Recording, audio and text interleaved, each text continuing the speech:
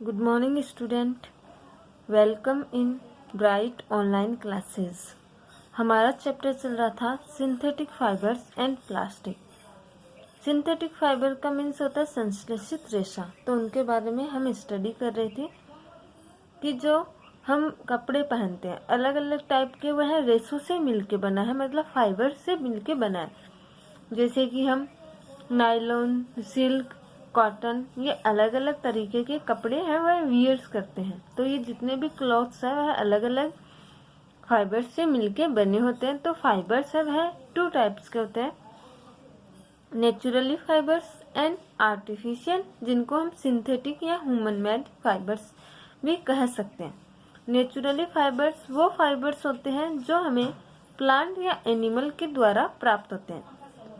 Plant के द्वारा cotton और जूट फाइबर होता है, एनिमल्स के द्वारा जो हमें वुल और सिल्क मिलती है, तो ये नेचुरली फाइबर है।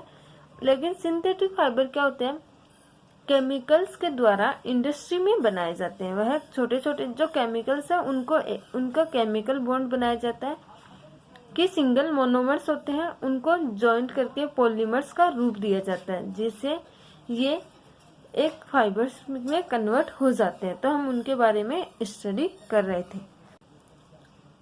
अब नेक्स्ट हमारा टॉपिक है पॉलीमर्स। पॉलीमर्स को बोला जाता है बहुलक। जैसे हमने बताया जो सिंथेटिक फाइबर है वह केमिकल से बनता है।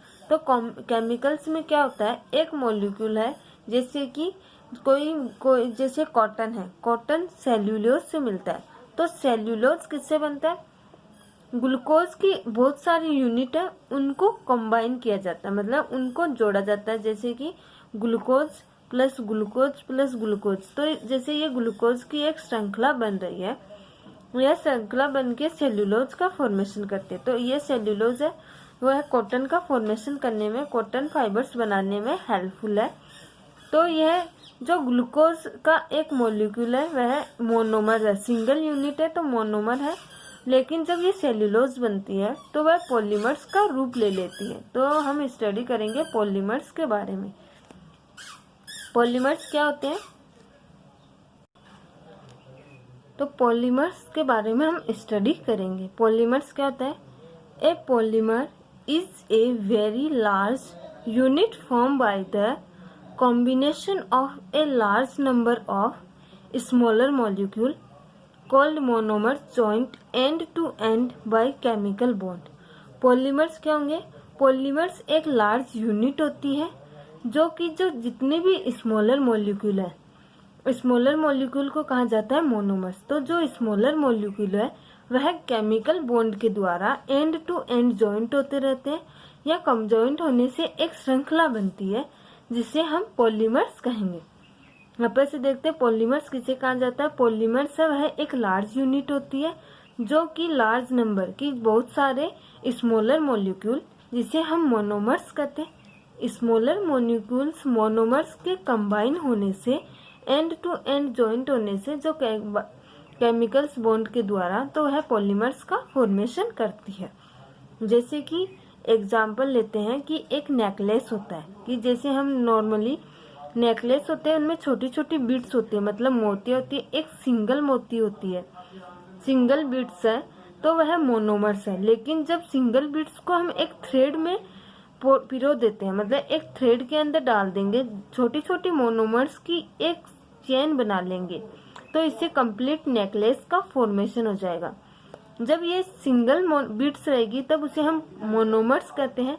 लेकिन जब बहुत सारी मोनोमर्स यूनिट, मतलब बहुत सारे जो मोती है उनको एक धागे में पिरो देंगे, तो वह नेकलेस का फॉर्मेशन करेगी, जिसे कि हम आसानी से पॉलीमर्स कह सकते हैं। तो पॉलीमर्स वही होता है कि सिंगल यूनिट कम केमिकल बॉन्ड के द्वारा कंबाइन होके एक लार्ज यूनिट का फॉर्मेशन करते हैं, उसे पॉलीमर्स कहा जाता है। Next the word polymers come from to Greek word. जो पॉलीमर्स होता है वह ग्रीक वर्ड से लिया गया है। ग्रीक वर्ड में पॉली का मीन्स होता है मैनी, एंड मर का मीन्स होता है रिपीटिंग यूनिट। कि पॉली मीन्स हो गया मैनी, कि वो एक से ज्यादा, और मर का मीन्स है या रिपीटिंग यूनिट। जैसे कि नेकलेस का हमने जो एग्जाम्पल लिया, नेकलेस में एक बीड्स है, मतलब एक मोती है, उसके जैसे ही कई बार जो यूनिट्स है मतलब जो बिट्स है उनको धागे में पिरोया गया है तो उसको वापस से वही प्रोसेस करवाई गई है। रिपीट यूनिट्स है उनको वापस से रिपीट करते रहे तो पॉलीमर्स का फॉर्मेशन हो जाता है। तो पॉलीमर का मीन्स हो गया मैनी रिपीटिंग यूनिट्स की एक से ज्यादा कई यूनिट्स हैं उनको रिपीट किया गया है। अब नेक्स्ट है मोनोमर के बारे में। मोनोमर क्या होती है? ए monomer is a small molecule that can combine together end to end in a large number to form a larger unit। Monomer एक स्मॉल मॉलिक्यूल होता है जिनको हम कंबाइन करके एक साथ एंड टू एंड एक लार्ज नंबर या लार्ज नंबर में कंबाइन जो कंबाइन कर देते हैं जिससे कि एक लार्ज यूनिट का फॉर्मेशन हो जाता है।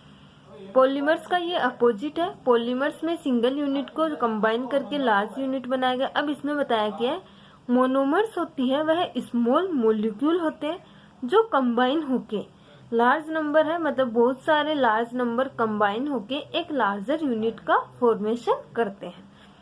वही नेकलेस के एग्जाम्पल में मोनोमर्स है वह एक सिंगल यूनिट होती है उसे हम मोनोमर्स कहेंगे। बहुत सारी मोनोमर्स है वह एंड टू एंड ज्वाइंट होके एक लार्ज यूनिट का फॉर्मेशन कर लेगी।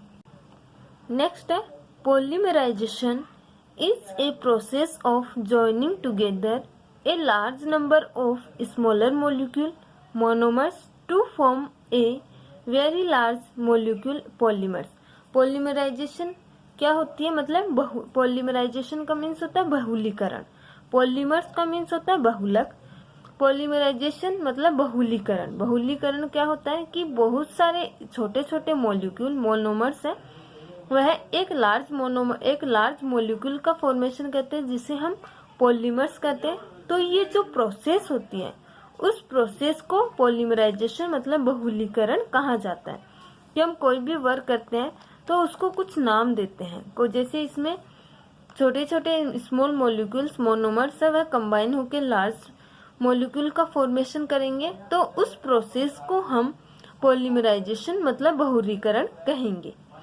नेक्स्ट है natural fibres are also polymer. जो नेचुरल फाइबर्स होते हैं जितने भी जो नेचुरल फाइबर्स है हमें पता है वह ह्यूमन मैनमेड सिंथेटिक होते हैं। उन्हें केमिकल्स के द्वारा पॉलीमराइजेशन की प्रोसेस से बनाया जाता है।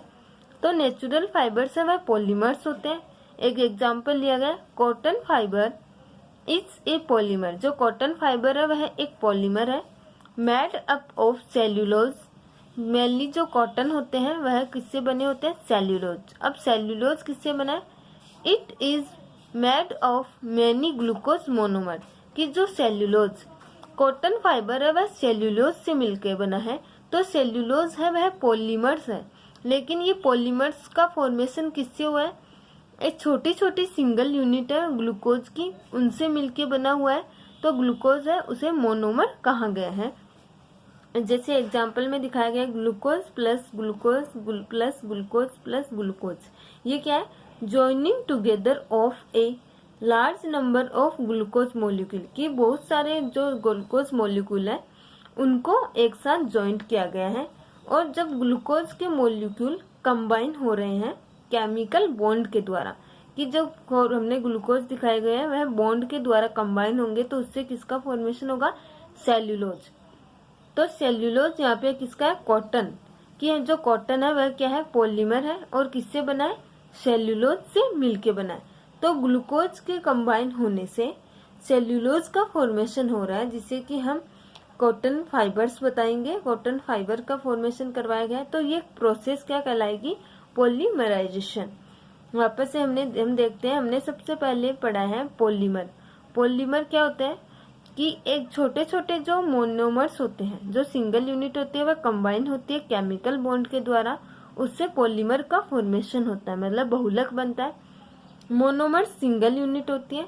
जब छोटे छोटे सिंगल मॉलिक्यूल मोनोमर्स है वह लार्ज पॉलीमर्स बनते हैं। लार्ज पॉलीमर्स बनने की जो प्रोसेस होती है उसे पॉलीमराइजेशन कहा जाता है।